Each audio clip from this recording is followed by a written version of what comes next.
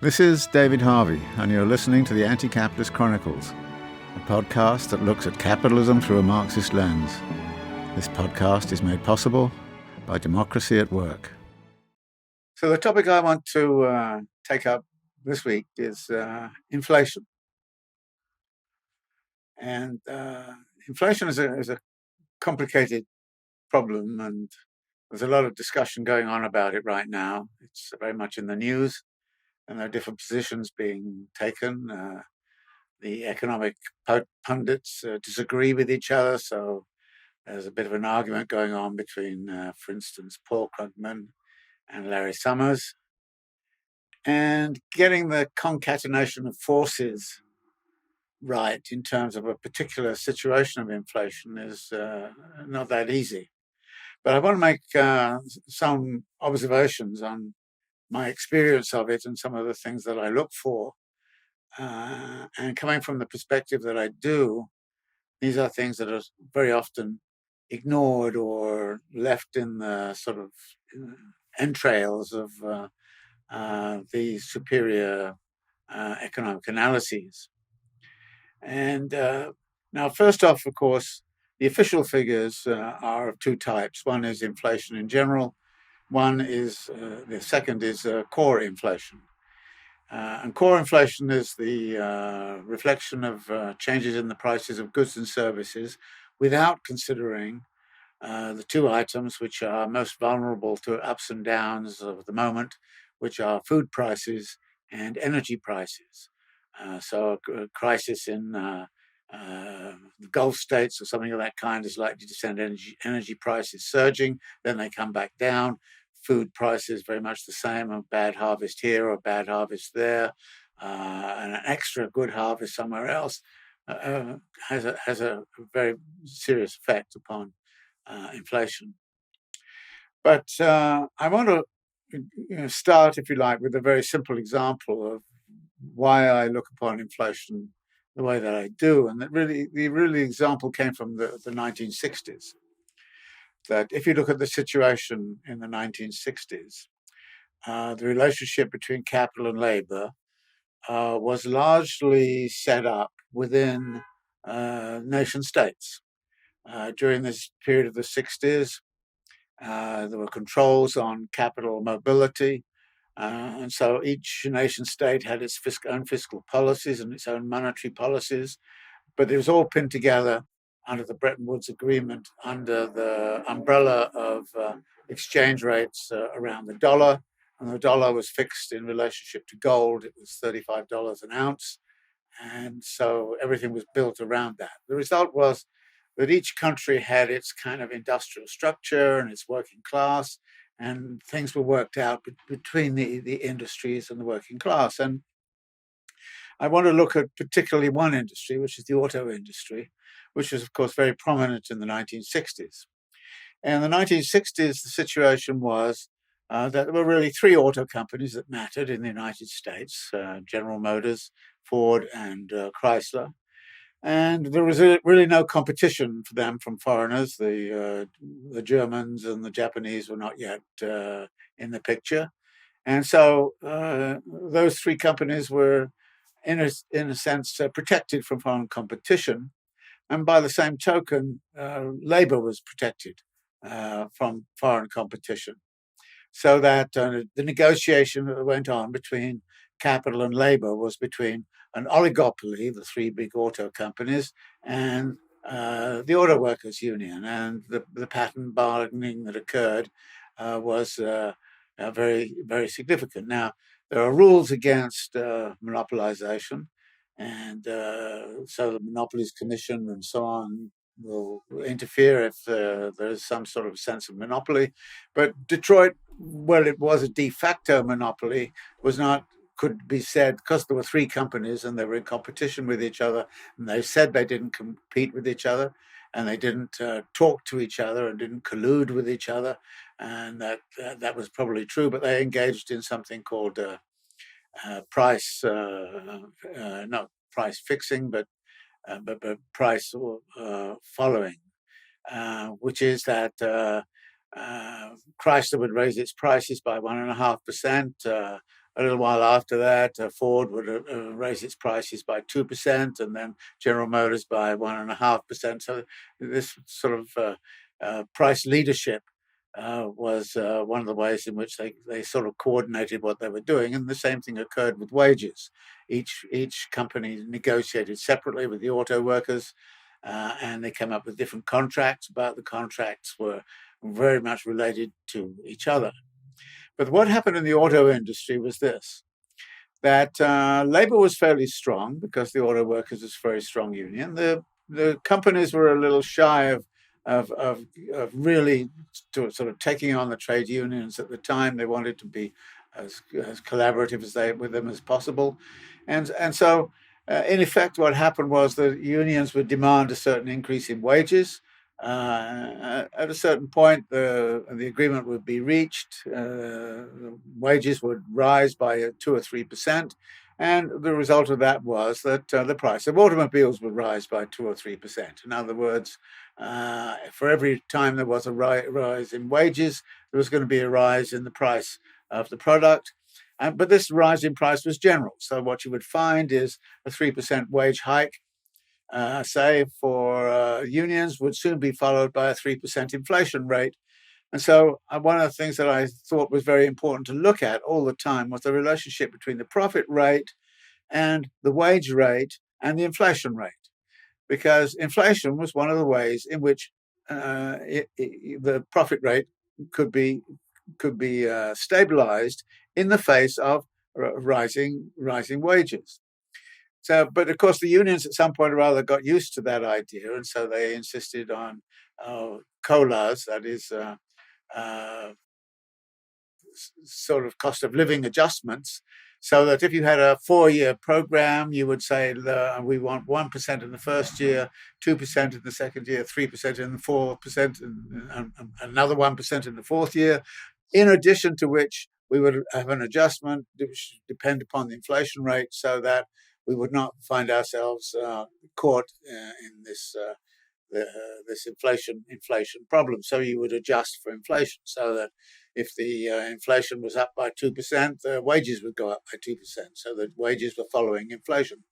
So wages, profit rates, and inflation seem to me to be the dynamic that we would want to look at. And as I've said, the auto industry was protected from foreign competition, and the workers were protected from foreign competition, except insofar as there was immigration. So the only control of the wage rates which was coming from outside was immigration, bringing in cheap labor. The Swedes brought in the Portuguese and the Yugoslavians. The Germans brought in the Turks. The French brought in the Maghrebians. The British turned to their former imperial possessions. And the United States actually inaugurated a major reform of its immigration policies in 1965 to allow sort of immigration from all over the world. So immigration was a very important means by which a lid was kept on wage demands during the 1960s. But the main thing that happened then was that every time there was an increase in wages, there was a parallel increase in inflation, which came from the fact that the companies were increasing their profit margins by raising their prices. So this was the kind of system was there, and I think we were all very well aware of it in the 1960s, that this was what was happening. And one point about this is that when capital is really hurting in terms of its profit rate, one of the things it would want to do is to cut wages. Now, it can lay people off, of course, but cutting wages is very, very difficult to do.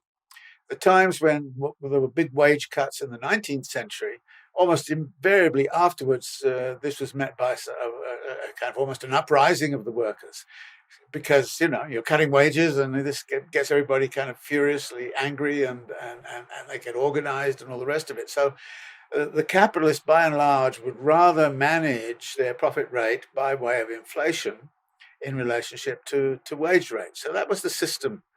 So my point here is that this relationship between inflation and wages is absolutely critical. And right now, we have an inflation situation, and there's a lot of discussion of it. And I would want immediately to put into play, okay, what's happening to the wage rate?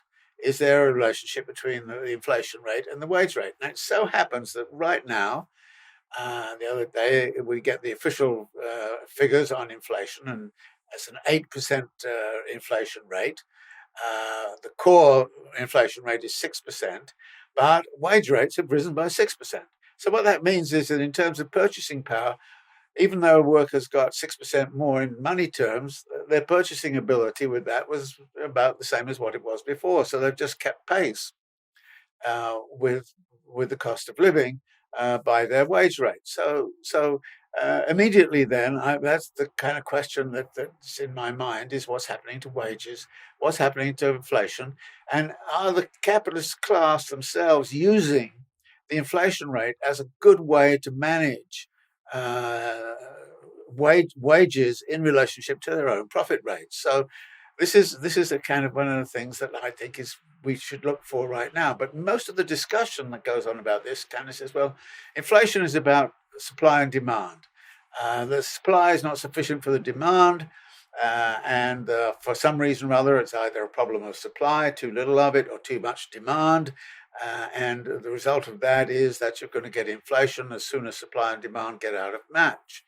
And the argument between people like Krugman and Larry Summers is about, well, to what degree was the big sort of program which was released around the COVID, to what degree was that a degree of stimulus in the economy? That is, it increased demand dramatically in a situation where the supply could not adjust, and that therefore the inflation we're experiencing right now is a product of the legislation which Congress passed last year in order to deal with the COVID problem.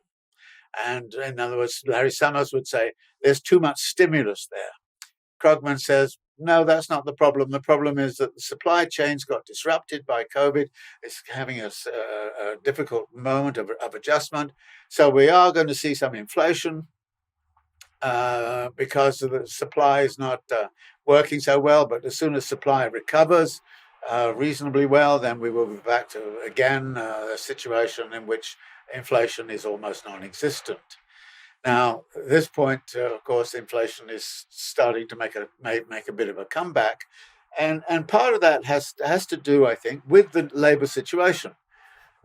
Labour, after being laid off a lot and going through the experience of the COVID, has not been coming back into the market in the same way that it was before, and so there is a kind of a scarcity of labour, and as a result of that, capitalists are having to pay better wages. In addition to which, people who were laid off and were sort of held in abeyance by the grants that were granted under the COVID legislation have been reluctant to come back into the labour force under the same conditions as they were in before. In other words, they've reset their ideas about what is a respectable wage, what is a respectable employment condition.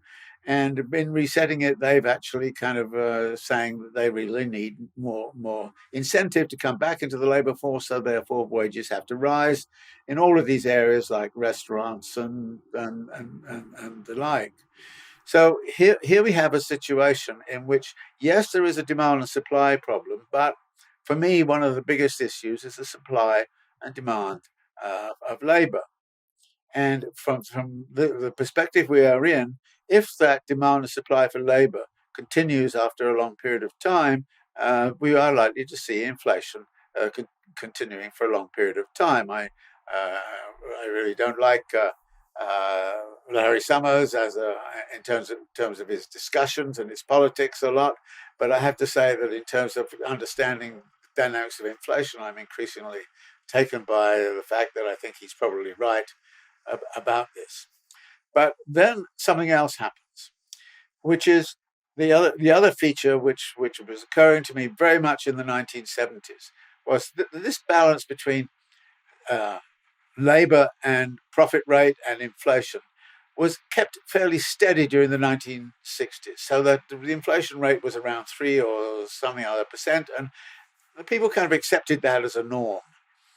But then when it gets to around the 1970s, uh, the profit rate is being seriously eroded for a variety of reasons, and the capitalist class is unable to marshal tax cuts. So what is it going to do? And this is the second major point I want to make, which is that when there is a crisis, it's very important to understand to what degree this crisis is something which is engineered and is constructed by capital itself. In other words, we often talk about this idea of capital never lets a good crisis go to waste. But then that suggests that if a crisis is advantageous for certain sectors of capital, why wouldn't capital actually produce a crisis? So there was this suspicion in the 1970s that we were actually living in a situation in which capital had, in effect, gone on strike. Now, workers can go on strike, of course, but capital can also go on strike. And capital will go on strike for a number of different reasons. One is because the profit rate is not there. The prospect of gaining a profit is not there. And so why advance your capital in a situation where you're going to get zero profit? So if the profit horizon is very weak and very bad, then you're likely to find capital not investing for that reason.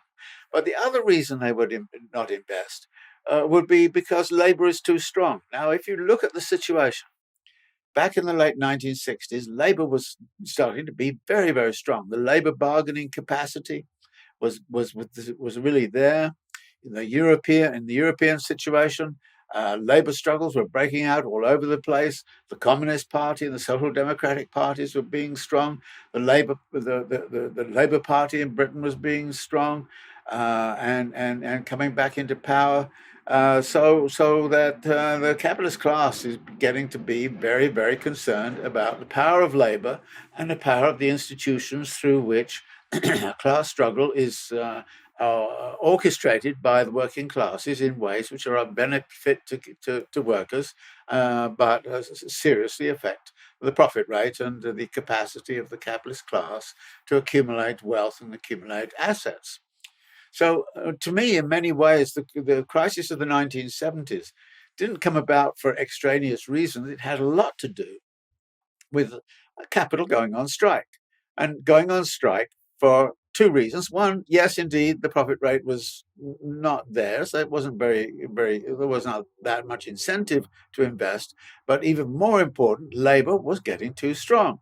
And one of the ways in which you can weaken labor is to have a recession, create unemployment. And so unemployment is created in the 1970s, ending up in the sort of coup de grace, as it was, in 1982, when the unemployment rate went up to 10%. And in that year, Ronald Reagan engineered a big confrontation with a major union, the Traffic Controllers Union, and all of this anti-labor legislation started to come in, and anti-labor sentiment started to come in, and anti-labor power stuff came in. So here you have two propositions I want to put before you.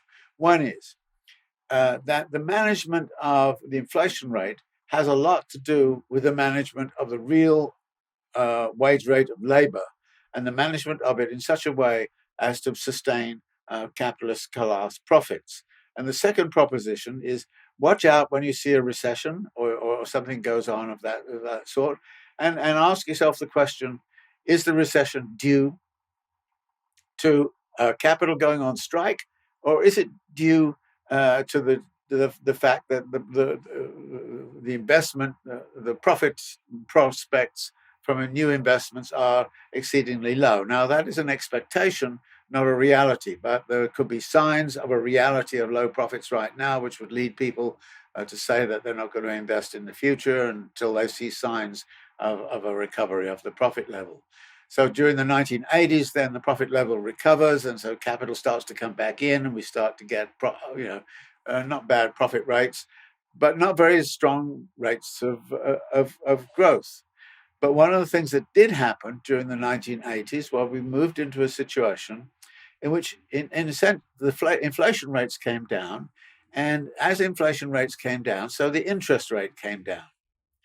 because the interest rate, the real rate of interest, is the nominal rate of interest, what you pay in the market, minus uh, the uh, the rate of inflation. So here too, we see a very important macroeconomic relation which we need to look at, which is what's the relationship between debtors and creditors in the time of a crisis, and how does that relation evolve when we're looking at uh, the benefits that come from of inflation that come to creditors and debtors. For example, one of the benefits that would come from strong inflation would be if you have a lot of student debt and you've got $100,000 of student debt.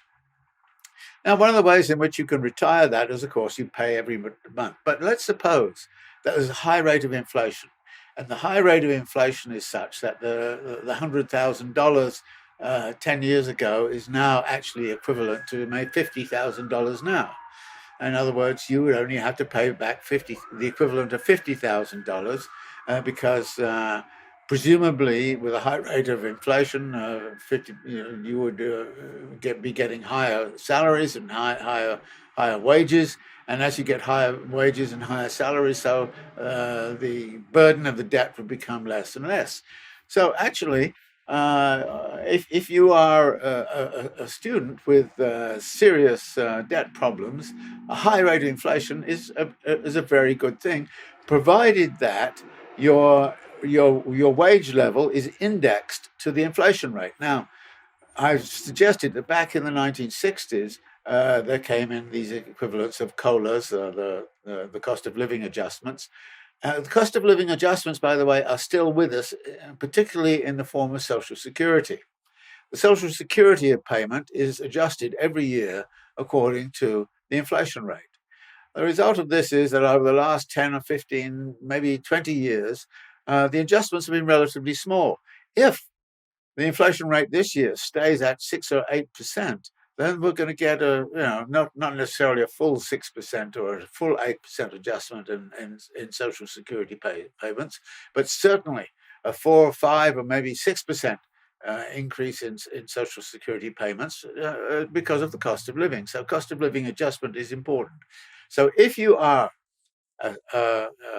somebody who's just entering the job market and you can get the kind of labor contract which will have cost of living adjustments to it, I think it'd be a very good thing if you are heavily indebted for you to actually look forward to higher rate of inflation, because that high rate of inflation is going to diminish. In effect, it diminishes the value of the debt.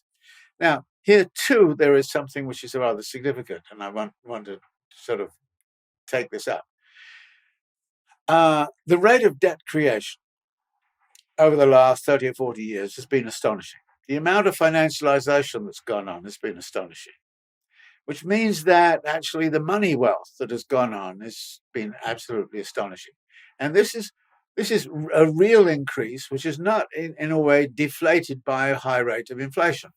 Over the last 30, 40 years, the inflation rate has been very low, which has led Ben Bernanke, who was chair of the Federal Reserve some time back, to call it the years of the great moderation. And what he meant about that was it was very moderate in terms of inflation. Most people right now, if you don't have memories of the high inflation rate back in the 1970s, most people in the labor market have no idea what it is to live in a situation of fairly high inflation. Because one of the things that happens when inflation goes high is that, it's far, far more important to spend now than to save. In other words, if you save money, it's going to be devalued if there's high rate of inflation. If there's a high rate of inflation, as soon as you get money, you should spend it. So the result is that there's almost instantaneous effect in the economy where people realize that if they wait another 2 years, then the cost of this good is going to go up by a certain amount. So you better buy it now. So if you have the resources, you buy it now. And if you don't have the resources, you buy it on credit now. because you also know that if you have a lot of debts, that debt is going to be inflated away if there's a high rate of inflation. So there are some strong benefits which come from a high rate of inflation, not the 1,000% rate which occasionally has been reached, but a high rate of inflation does some redistribution in the economy. It redistributes to capital in certain ways, to active capital in certain ways, but it also redistributes to debtors at the expense of creditors. So this is the situation. If there is strong inflation, value of my pension fund will disappear. If there is strong inflation, and what we're seeing right now is the beginnings of strong inflation in and around high indebtedness. So that the situation in Turkey, and you should go off and read about Turkey or Lebanon or Sri Lanka right now, is that countries like this are suffering from real debt crises, and the debt crises are such that the inflation rate is going very, very high, and because the inflation rate is going so high, it's actually cutting back on real wages. Now, one of the reasons the inflation rate is going very high in the Turkish case is because Erdogan has decided that he's going to take control of the central bank. Now, the independence of the central bank is a very important proposition. Erdogan has basically merged the central bank into his own political situation, and says basically high interest rates are a problem in the economy. Therefore, you have to keep the interest rate low no matter what. And the central bank has got very low interest rates. The result of that is that the Turkish lira has collapsed, essentially, and inflation has shot up like crazy, in part because as the lira collapses, so the cost of imports of goods soars, and so the cost of living inside of Turkey also soars. So these propositions then are really, really vital. And the last one is pointing to a situation in which the huge amount of debt in the world right now, how can it be handled? Can it be paid down, or will it be inflated away? And one of the things that may well happen is that, yes, we're going to see the use of inflation to try to counteract rising wages. We're going to see the use of inflation to try to control the power of labor in any situation. And we're going to see the use of inflation to try to if you like, deflate the value of the debt, and to maybe do something about the fact that the rate of increase in debt in the global economy and the rate of increase in money supply in the global economy has far outstripped the rate of growth in the production of goods and services. Now, that's a situation which is bound, it seems to me, to actually invite inflation. So my feeling is that we are likely to be in for a serious bout of inflation in the next few years, and it's going to be around those three issues: the wage rate, the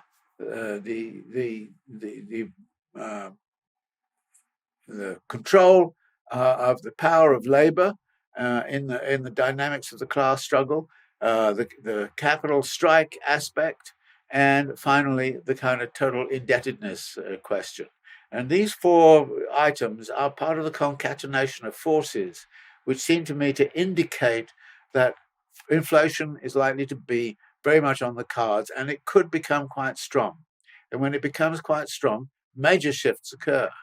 And I just want to give one example of this, which is partly the inflation thing, but is also this foreign exchange rate thing.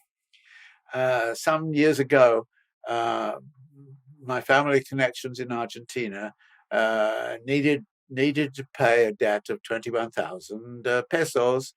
And at that time, the peso was tied to the dollar, so 21,000 pesos was equal to $21,000. So we faced the question of how to find $21,000 to pay off this debt. Now, this was going on at a time when suddenly there's a crisis in Argentina. in 2000 and 2001. There was a complete, 4 presidents resigned. There was a complete catastrophe in financial markets, and the peso and the dollar departed company. The pinning of the dollar to the peso fell apart, and the peso went for a market rate, and the market rate was at the much lower rate. It was no longer a dollar was no longer worth 1 peso. A dollar was now worth 3 pesos. And the result was that we had to pay this debt. Instead of paying $21,000, all I had to pay was $7,000, which, I could make $7,000. I couldn't make $21,000. But in one swoop, suddenly the the indebtedness problem was reduced dramatically by a shift in the exchange rates. And this is what, of course, has been happening in Turkey. Anybody who had debts in Turkey in lira and held dollars right now, you're able to retire that debt much more easily because if you have dollars. Of course, one of the things that's happening is there starts to be control over dollar flow and the like. So there are all sorts of possibilities which exist in the moment of inflation. There are benefits and withdrawals, and this idea that inflation is, quote, a bad thing. In the 1960s, it was generally regarded as a good thing, provided it was kept in moderation. The problem was the moderation didn't stay there. And by the time you get into the 1970s, the inflation rate was going up from about 3% to 5% to 20%. And when it got up to 20%, they had to put the interest rates up to 19%. And that meant a capital strike, and that led to the unemployment and all those kinds of things. So the dynamics are there, and we have to understand the dynamics. But one of the things that I want to insist upon when you're reading about inflation is to ask those questions. What's happening to the wage rates? How are real wages being managed by the management of inflation? And then these other questions about, are recessions being generated out of a lack of opportunities, or are they generated because this is the way in which you can discipline labor and discipline social movements and the like? So ask those kinds of questions about the situation, rather than listening to the sort of the pablum which largely comes out of the financial press and the financial kind of commentaries on CNN and the like. Thank you for joining me today. You've been listening to David Harvey's Anti-Capitalist Chronicles, a Democracy at Work production. A special thank you to the wonderful Patreon community for supporting this project.